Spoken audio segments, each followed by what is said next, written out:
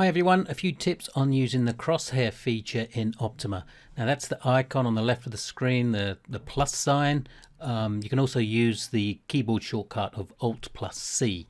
So when we do that, the crosshair will be enabled, and you'll see there's a label there as well showing the values of where your cursor is. Now what you can also do is, as well as using the time price measure tools that you may have seen on other videos to measure between 2 points, you can also use the crosshair. So I'm going to measure from that low there. I'm going to hold the shift key and click and drag the mouse up to just say there. So we can see 162 days, price difference $27, percentage, and some volume figures as well. So that's just a quick way of measuring between two points without actually applying any tools. Just click away and that'll then disappear.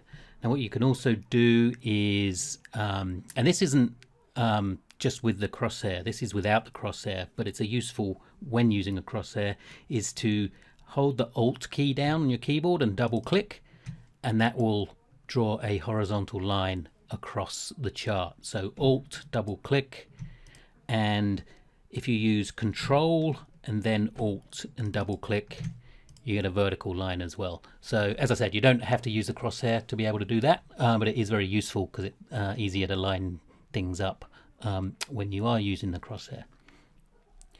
One other thing I'll show you, I'm going to change this chart. I'm going to apply a 3-chart page layout. So I've got a daily chart here with a couple of tools, and then a weekly and a monthly as well.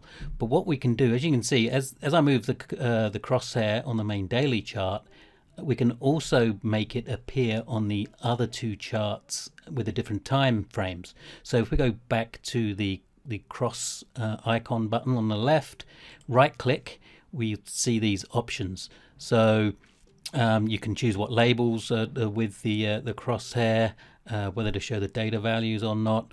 But this bottom option here, track on all charts. So if we enable that, you'll see that now when I mouse or move my cursor on the main chart, it also follows on the other tiled charts on the page. Likewise, if we go to the weekly chart, you'll see that there's now a blue thicker band on the daily, because obviously the weekly is 5 bars on the daily, and likewise the monthly. If I move the crosshair down to the bottom right chart, it's 4 bars for the weekly and 22 or so for the daily. So you can see which bar, so that monthly bar there represents those bars on the daily. Hope that's been helpful. Any other questions, please let us know. Thanks very much.